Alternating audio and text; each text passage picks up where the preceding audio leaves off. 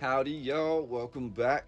Today, we're going to be looking at the first photographs ever taken in China. These will be dated to the years 1865 through roughly 1871, and they come to us from the Scottish photographer John Thomson.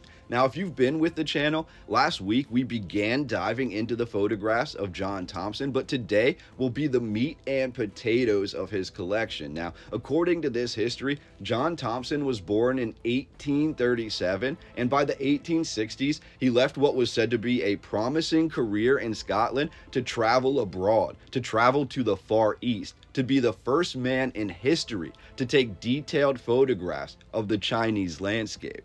Now, when we look into ancient China, the thing that fascinates me, especially in the context of these photographs, is the concept of Tartary or Tartaria. If you're unfamiliar, up until roughly the 1800s, we will find on maps the area north of China, north of the Great Wall of China, is often labeled as Tartary or Tartaria. Now, according to modern day scholars, or the mainstream nowadays, we're told that Tartaria was just a name for a loose landscape that was not unified, it was not a kingdom, it was just a name for basically a barren landscape where there were lots of traveling tribes, but there was no kingdom, there were no capitals, there were no cities. However, when you look into the ancient sources, looking at sources from the 15th, 16th, 17th, even the 18th century, you will find many that have not only Tartary labeled as a kingdom, but we have flags of Tartary, we have a language of Tartary, we have capital cities of Tartary.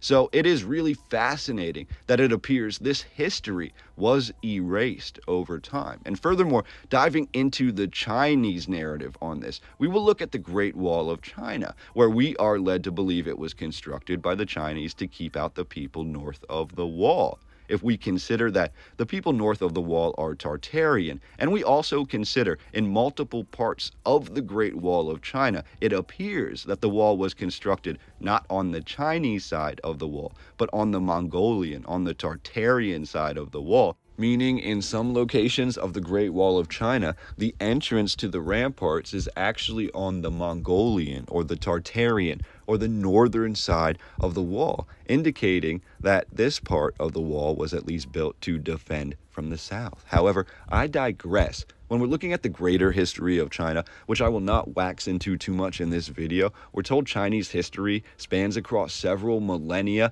and a wide geographical range. Because of this, each of the regions that's now considered part of China has experienced, we're told, periods of unity and fracturing, leading to independence followed by prosperity and strife. It appears the history of China is cyclical in nature.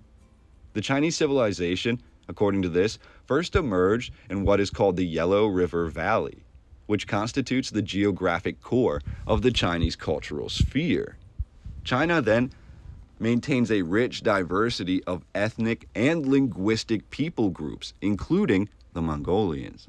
The traditional lens for viewing Chinese history is in the dynastic cycle, meaning imperial dynasties would rise and fall, and they were ascribed certain architectural achievements. But throughout this, the Chinese civilization can be traced back to an unbroken thread many thousands of years into the past, even before there was Chinese written history. Meaning that while for all intents and purposes, China is considered one of, if not the earliest cradle of civilization, we do not have any proof or any evidence. We don't have any written history of where the architecture came from before the earliest Chinese inscriptions dated to roughly 1250 BC, meaning any of the earlier architecture. And we have evidence of vast Zoroastrian architecture all throughout China, which we will look at in this video. We do not have a written history that tells us exactly where these structures came from. It sort of becomes more of a myth or a tale or an oral tradition, but finding the true nature of this architecture is even more difficult. Now, China during the Neolithic period saw these increasingly complex buildings begin to emerge, and we're told China was first unified under a single imperial state in the year 221 BC. So roughly from that point forward, we have a written history of China. From 1250 BC onward, we have inscriptions that will tell us who was the ruling class at that time, who was the ruling family, who were the architects that were brought in to construct these massive accomplishments, these massive pagodas, etc. But what I wanted to focus on in this video, and I feel John Thomson also focused on this when he took these first photographs of the Chinese landscape, are the buildings, the structures that seem to predate written history, that seem to appear so ancient and so old that they have not even an oral tradition that is given about their construction. Many of the buildings that we will see today are also oddly labeled as Mongolian or Tartarian, and I find that to be absolutely fascinating because in these major sites all throughout China, in the most holy cities, we find on the outskirts of the city these buildings that are being labeled as Mongolian or Tartarian, and if we consider that in the larger aspect of understanding who the real architects behind this architecture really is, then we can consider that maybe some of the foundations of these other ancient buildings throughout China could also be Mongolian, Tartarian, or possibly pre-Chinese unified culture. Not saying they weren't built by one of the groups who now calls China home, but they could come from a time period before China was unified. Many structures here do lack the narrative or the detail about where they truly came from, and that is the reason that John Thomson was photographing them in the 1860s. So that is why I wanted to share these photographs with you today. We have many structures here, so large it would be hard to imagine that they were constructed by a unified culture even 1,000 years ago. And some of these structures were only being rediscovered in the 1860s. For example, in one photograph, we will show a massive bowl that seems to be constructed for giants, that was carved out of one single piece of stone. And this bowl, you could fit maybe 20 full-size human beings standing up inside of it. It's absolutely fascinating. But besides these sort of discoveries, we have this overall feeling, at least from the first photographers of China, including John Thomson, which seem to allude to the fact that China is very mysterious. Even understanding Chinese and talking to the people, the historians of China at this time, it did not give any of the Europeans or any of the people of the Western world a better understanding of what they were looking at. Really, it just made things more curious. And that is why I wanted to share these most mysterious, the earliest photographs of China with you today.